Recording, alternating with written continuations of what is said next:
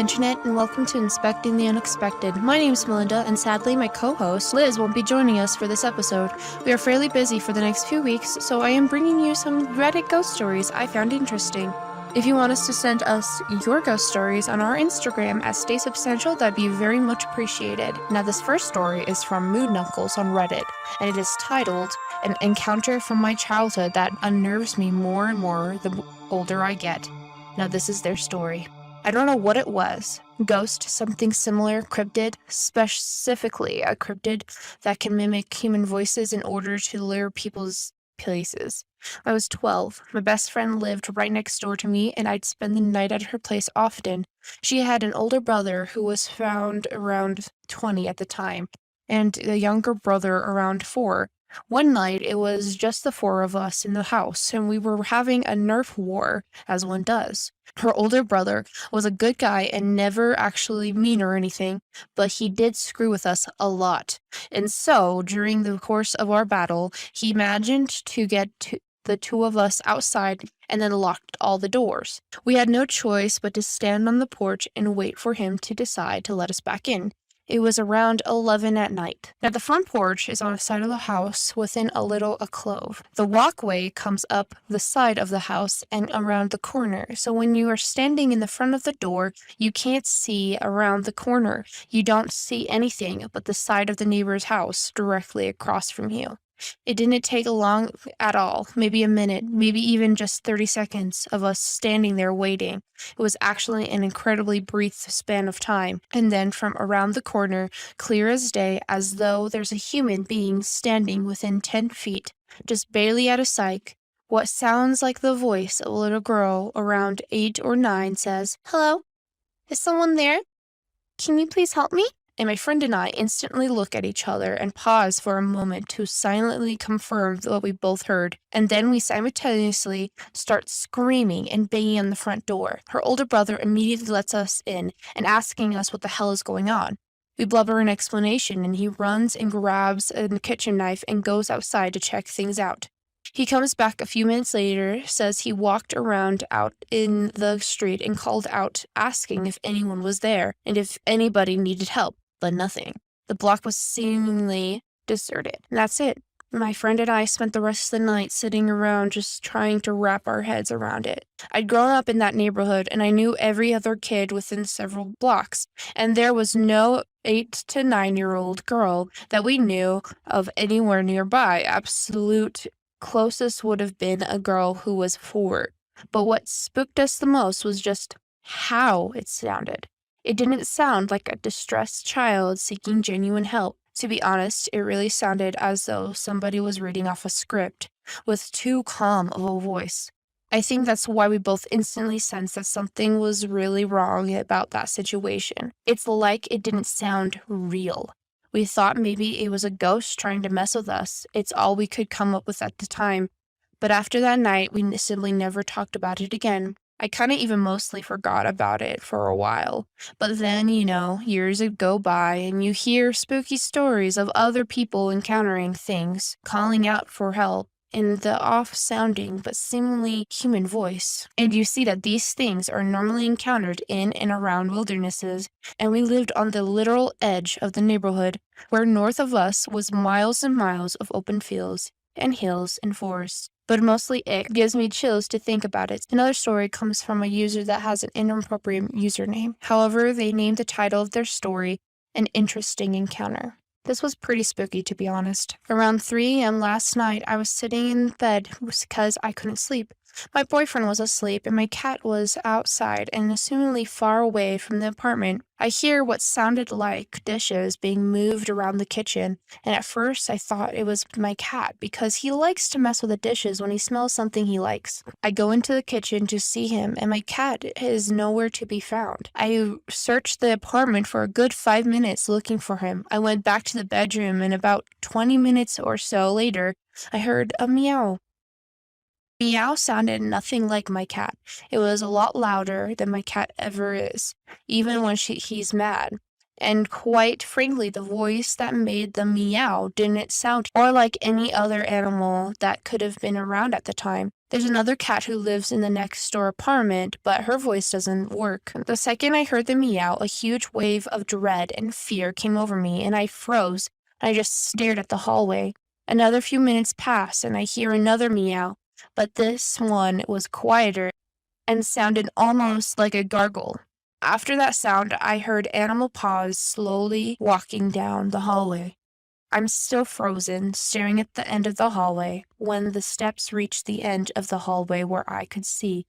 They just stopped and I never saw anything. But that intense fear and dread was hitting me in waves. I don't know what made these sounds, but the second the first meow happened, something told me to stay where I was.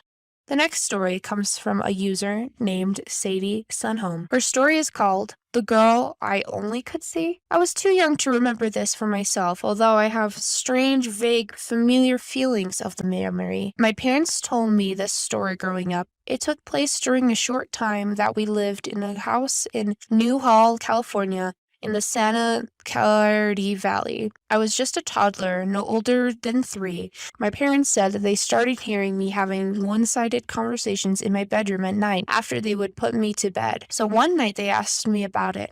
They asked who I was talking to. Apparently I said, a little girl named Kate. Then they asked me where she was, and I said she would appear in my dresser.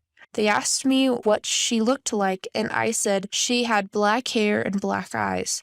That's when they started to get really creeped out. Then they asked me if they could talk to her, and I said something along the lines of, no, she doesn't like grown-ups. We only lived in that house for like a year and a half, and my parents said it stopped happening when we moved out. But I remember around the age of 5, I started getting creeped out at night and not wanting to look at my dresser, but not knowing or understanding why. I think it has to do with whatever Kate was. By the age of 7, I was no longer afraid to look in my dresser, and those feelings faded away. But I'll never forget the story. My parents said it was so creepy. They would actually argue about who should tuck me in at night. This next story is one of the reasons why I don't like going into basements. This story comes from comfortable_gift 4959. They titled this story as Lady in White. Okay, so this one was about 2 years ago. This kitchen I worked in had a basement where they kept all the frozen stuff. From the employees that worked there before me, they all told me that the building as well as the entire street of buildings were all haunted and had underground tunnels going throughout the entire town. The owners of the restaurant just filled them up with cement about 5 feet of the tunnel. Well, I ended up having to work a late shift till 12 a.m. They stayed open till 3 a.m. on weekends. I went down to this basement to get some fries and onion rings. When I opened the freezer door, I felt a chill going down my spine and tingling sensation all over my body, yelling, "Get the frick out of there." When I shut the freezer door, I saw a lady in a white dress going behind the wall that separates the other half of the cellar. I heard the voice telling me to go over there, but because I'm used/had several occurrences happen already at this point, as well as seen several ghost movies, I said, F this, I'm out. I proceeded to go up the stairs when I felt an urge to turn around. When I did, I saw a lady in white rushing towards me, causing me to run up the stairs, being chased and slamming the door behind me. The coworkers I told about this told me, funny, normally it's a man that's the violent one, not the woman in white. It's been 2 years since then, but due to COVID, I lost my car and now have to walk to work. Different job. But the last 2 days, I've been seeing the lady in white, sometimes walking behind me, but always staying 30+ feet away no matter how fast I walk/run. This last story comes from Red Black 414, where they labeled the story Pandemic Paranormal. Full-time firefighter/paramedic, been on the job for 17+ years, and I've never experienced anything like this before or since. I want to start by saying I'm a rational adult, but I believe in rational scientific explanations for things, but for this, I got nothing. A few years back, we responded to a call around 3 or 4 a.m. for an elderly man with a chest pain.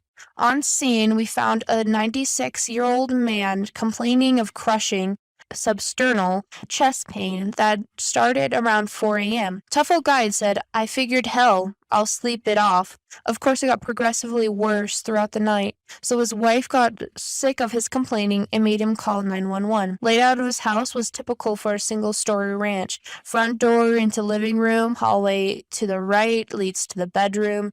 We were in with the patient, so the left leads you to the kitchen/dining room with a door leading to the attached garage. I was in the bedroom with another medic. Our third guy was sitting at the kitchen table putting the patient's info into the computer for the run report. As we started treating the man, he went to cardiac arrest, and we immediately began CPR. While heading back out to the truck to get supplies, I yelled out to our other medic in the kitchen to get in the bedroom and help out. We shocked the man, and to everyone's surprise, immediately got the rhythm back. As we were loading the patient for transport, I asked the wife, who's also about a century old and in her nightgown, if she wanted to ride with us to the hospital so she could be with her husband. She was obviously in shock from everything going on and seemed hesitant to leave the house not dressed, but we needed to move with purpose. We asked if their children lived by and if she could get a ride, as we needed to transport right now. She said no, our daughter lives in another state. Suddenly, our third guy, the only one getting the patient's info in the kitchen, says, "Well, can your son drive you?" To which she responded, "We only have a daughter." This confused my partner, but there was no time for further discussion, and we brought the man to the ER. Believe it or not, he survived after coding a total of 11 times. After the call, myself and the other medic looked at our partner and asked what that was all about back in the house regarding him referring to their son. He told me right before I went to get him from the kitchen, a middle-aged man walked right by him. He said that he looked just like the old man, but had dark brown hair and thought it must have been their son, and he was wearing a white t-shirt and blue pajama pants, and seemed half asleep when he walked by. Figured he came out of his bedroom, that all the commotion woke him up or something. He said that the man didn't acknowledge him. He yawned and sort of bumped into the kitchen cabinet before opening the door to the garage and going into it. He never turned the light on, simply turned back around, closed the door, and walked back past him and turned the corner to the hallway. Apparently that was when I came around the corner to tell him to get in there and help out. And our partner said, "You had to have practically bumped right into him in the hall. There was nobody else in the house. I saw no one. It was just the elderly couple that lived there." Here's the part that bothered me the most. The old man, our patient, was wearing a white t-shirt and blue plaid pajama pants. So, WTF? Did our partner see? Was it our patient's ghost or spirit or whatever? Too freaking weird to wrap my brain around. None of us could ever explain it, and our partner still doesn't like to talk about it even years later. If you're wondering where we got these stories, it was on the Ghost Stories Reddit page. Thank you all for listening. I enjoyed finding and reading these stories for all of you. If you're interested in telling us any of your stories, please DM us on @StaySubstantial on Instagram, TikTok, or Twitter. Please like, follow, and share this podcast. We'd really appreciate your support. The more we grow, the more things we can do. We upload every Sunday, and hopefully we'll be back to normal in the next 2 weeks. So have a good day, good week, and stay substantial.